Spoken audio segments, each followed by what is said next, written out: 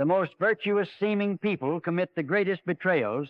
The man who adjusts his cravat before entering the coffee house, who carefully weighs each word for its social effect, who prides himself on never giving offense, this man, whom society calls considerate, is perpetrating a profound cruelty.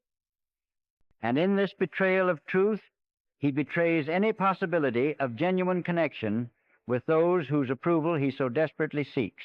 Here is the magnificent inversion that most will resist unto death. Caring intensely about what others think of you is not a form of caring about them. It is the opposite.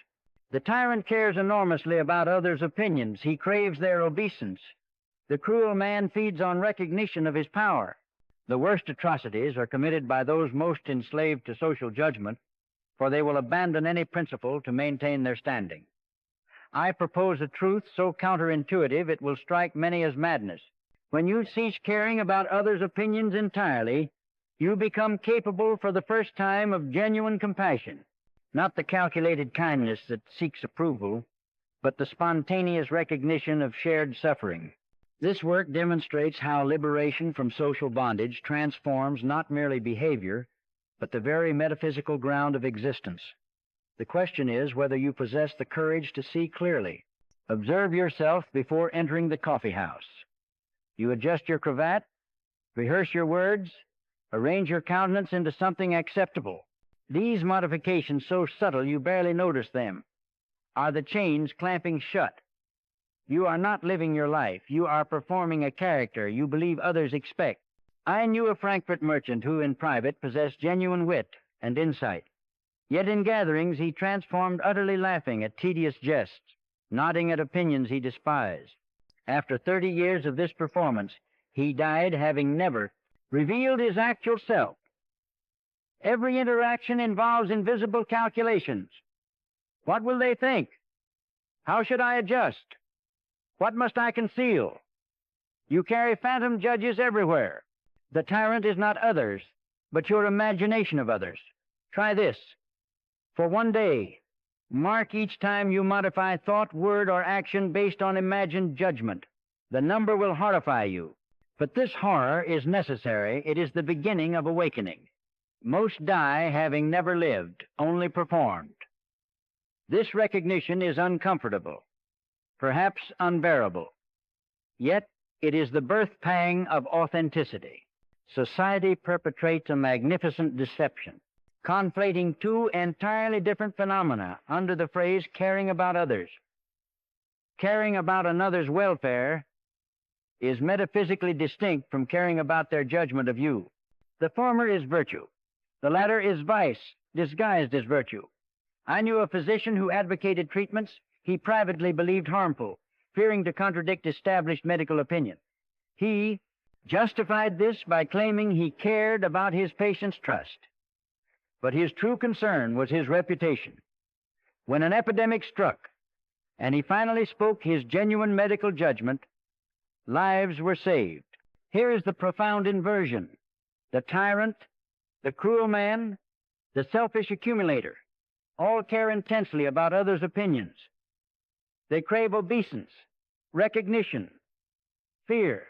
It is those most enslaved to social judgment who commit atrocities, for they will betray any principle to maintain standing. Your empathy serves social positioning. Your consideration calculates advantage. These are not compassion, but manipulation wearing compassion's mask. When you say, I care what others think, you rarely mean concern for their well-being. You mean fear of their verdict upon you. True compassion becomes possible only when this false caring is annihilated. The man who lives for others' approval never discovers himself beneath the mask. He becomes not a being, but a reflection existing only in the mirror of others' eyes, with no substance beyond that reflection. I encountered a scholar of genuine brilliance who had glimpsed profound truths about human consciousness, yet he dared not publish them, for they contradicted Hegel's reigning orthodoxy. He died at 65, his insights unshared. His genuine self died decades before his body, murdered by his care for academic opinion. Remove others' gaze, and what remains of you? For many, nothing. You believe you can live partially, perform socially, while remaining authentic privately. This is impossible. The performance corrupts everything it touches. The mask gradually becomes the face. Conduct this thought experiment. If tomorrow you learned you had 1 year to live, what would you change? What would you stop pretending? Write these down specifically. Now ask, why must you wait for death's proximity to live these truths? This gap between how you would live facing death and how you live now measures the extent of your bondage. The stakes are total. Authentic existence versus non-existence, disguised as life. Your need for approval is not personal weakness, but manifestation of the blind, aimless will. That constitutes the essence of all existence. This cosmic force, what I call the will to live, expresses itself through human consciousness as insatiable striving that can never be satisfied. During my Berlin lectures, scheduled opposite Hegel's, only 5 students attended. The humiliation was crushing, but gradually I recognized something profound. My anguish was not merely personal disappointment, but the will to live, manifesting as desperate ego preservation. The cosmic force that drives the bull to gore was driving me to seek academic validation. You cannot simply stop caring because you are trying to use will to fight the will, like using fire to extinguish fire. But you can change your relationship to it through recognition. Next time you feel social anxiety, pause and mentally label it, the will is operating, not I am anxious, but the will manifests as anxiety here. Understanding this transforms everything. You are not fighting personal failure, but cosmic force. This sounds discouraging. It is actually liberating. The battle shifts from me versus my weakness to awareness versus blind force, and in this shift, liberation becomes possible. The ego, whose existence requires constant social confirmation, is itself illusory, a temporary individuation of universal will, like a wave believing itself separate from the ocean. Your anxious need for others' recognition reveals this. If you were a truly independent self, you would not require external confirmation of your existence. I am perceived, therefore I am, is the hidden axiom underlying all social anxiety. But this formula points to the ego's fundamental illusion. The self you desperately seek to confirm does not actually exist as separate entity. Why does approval seeking never satisfy? Because it seeks to confirm what is ultimately illusory. The ego requires constant external validation because it has no substantial existence to validate. This is why even massive success and universal approval leave people feeling hollow. You watch yourself being watched by others who watch themselves being watched by you. This recursive hall of mirrors is consciousness trapping itself. Animals suffer the will striving, but not this additional layer of self-conscious suffering about suffering. Only humans add this recursive torment. The ancient Vedantic teaching speaks truth, that tvamasi, that thou art. The person whose judgment you fear is another temporary manifestation of the same. Will that manifest as you? Here is the supreme paradox. Ceasing to care about others' judgments makes genuine compassion possible for the first time. Conventional morality claims ethics requires caring about social opinion. I demolish this utterly. True compassion arises not from social contract, but from metaphysical recognition. I observed 2 men encountering a beggar on Frankfurt streets. The first gave coins while glancing around to see who watched. The second gave nothing but sat with the beggar and spoke to him as equal. Years later, the second man had quietly secured the beggar employment, telling no one. Society claims ethics requires maintaining social bonds through mutual approval seeking. This inverts truth entirely. Remove the social enforcement, and the approval seeker becomes amoral. The genuinely compassionate person's behavior is unchanged because his compassion was never dependent on others' judgment. When you see through the illusion of separate selfhood, you recognize that another's suffering is ultimately not other. The pain you witness in them is the same will manifesting in different form. This recognition produces spontaneous compassion without need for social enforcement, but you cannot reach this recognition while consciousness is cluttered with social performance. The first station on the path to liberation arrives not as intellectual understanding, but as visceral horror. I have never spoken my actual thoughts. I have never pursued genuine desires. I have been performing for decades. A colleague once confided his moment of recognition. At age 47, after another exhausting dinner party, he saw his reflection in a window and suddenly perceived himself as stranger. Who is this man? What does he actually think about anything? That night he wept. But from that horror came his first authentic steps. The wasted year's calculation is necessary. Let yourself feel the full weight of what was lost. Most never reach even this initial step, dying in the belief that their performances were their actual selves. Ask yourself uncomfortable questions. What do I actually believe versus what I claim to believe? Who would I be if no one was watching? Do not rush past the horror to solutions too quickly. You must feel the full weight of your bondage before you can muster the motivation to escape it. After recognition comes experimentation, small tests of liberation, where you speak a true opinion knowing it will displease. Refuse an invitation whose only purpose is social advancement. Cease laughing at insipid jests. I remember my own first deliberate experiment. At a gathering of professors, someone praised Hegel's latest obscurantist treatise. Normally, I would have nodded agreement. Instead, I stated my actual opinion that Hegel peddled sophisticated nonsense. The silence was deafening. I expected permanent ostracism. Instead, 3 colleagues later confessed privately they agreed but had feared to speak. The world continued. The catastrophe I feared did not materialize. Here comes the crucial revelation. The catastrophe is far less than you feared. Some people do withdraw. They were connected only to your performance, not to you. Others respond with surprised respect. Start small. Express minor disagreement. Decline small invitations. Build courage through repeated success before attempting larger liberations. Your imagination of consequences is far more terrible than actual consequences. Having tasted freedom through your experiments, you now see the vast prison house of social performance everywhere. You feel contempt for their cowardice, anger at their complicity in mutual deception. For 2 years after my academic failure, I walked Frankfurt streets in a state of corrosive bitterness. I saw the merchants calculating their performances, the academics prostituting their intellects, and I felt nothing but contempt. But gradually this bitterness became its own prison, isolating me more completely than social performance ever had. This bitter clarity is necessary, the purgative fire burning away remaining attachment to the social lie. But beware. If you remain here too long, you become merely a bitter misanthrope without wisdom. Your freedom becomes merely inverted bondage, still defined by others' performances, just in opposition rather than compliance. The contempt must transform into compassion.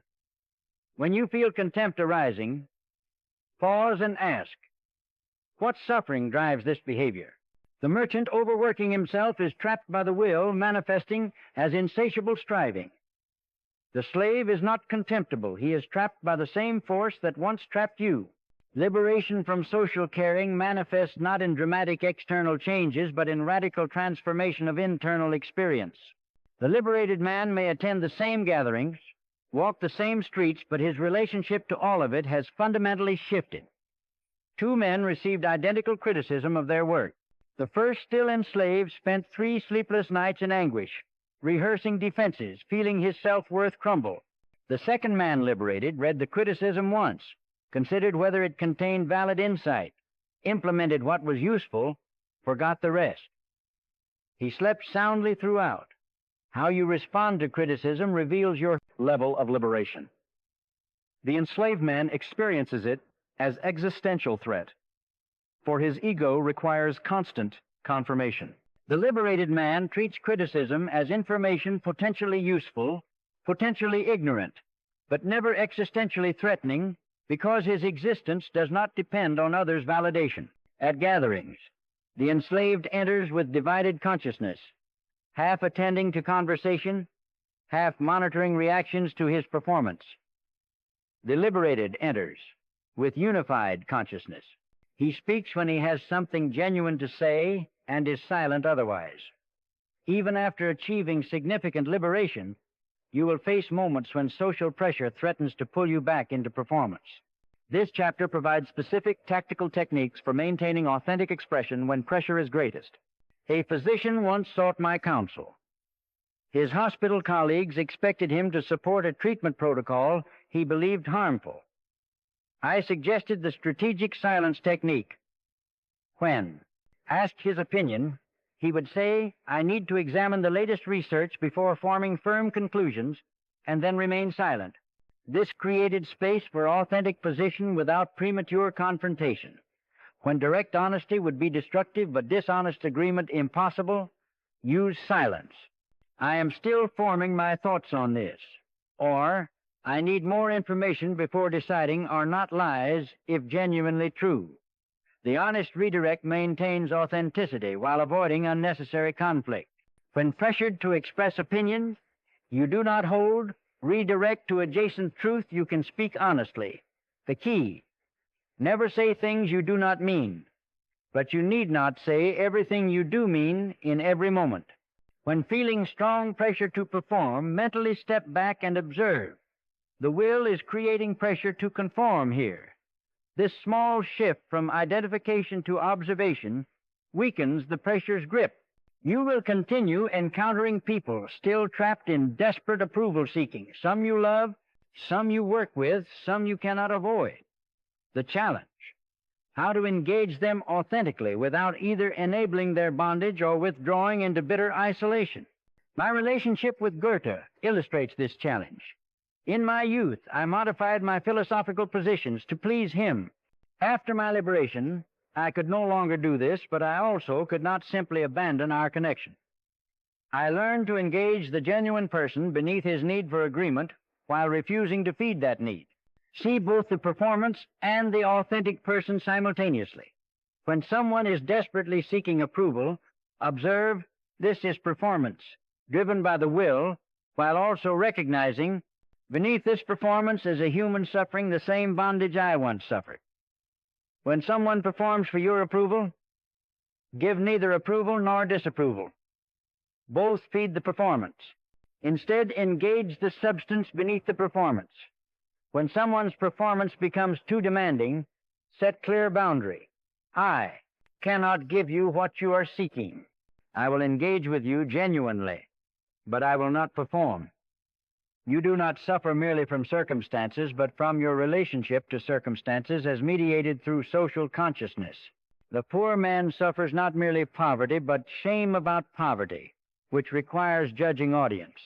I observed two men facing similar illness. The first, deeply concerned with others' opinions, suffered triply: from the physical pain, from shame about his weakness, from anxiety about how his condition affected others' perception of him. The second man, liberated from social caring, suffered only the primary physical pain. He rested when needed, accepted help without shame. Strip away the social judgment component, and suffering, while not eliminated, is radically transformed and reduced. This reveals that the will operates through social consciousness to perpetuate its dominance. By making you care about judgment, it adds suffering beyond the basic suffering of existence. When you encounter suffering yours or others practice, distinguishing the three layers: primary, the actual circumstance; secondary, shame about it; tertiary, anxiety about others' perception. The second and third layers are optional, created by social consciousness. You can let them go.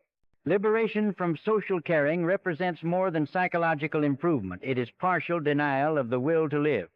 that blind cosmic force underlying all existence. Complete denial, extinction of individual will through recognition of unity is rare, achievable perhaps only by Buddhist monks and Christian mystics. I once encountered a monk who had achieved what I call complete denial. He cared nothing for possessions, reputation, or even continued existence. His peace was absolute. By contrast, my own liberation from social caring is merely partial denial. I still desire quiet from my work, food for my body, continued health.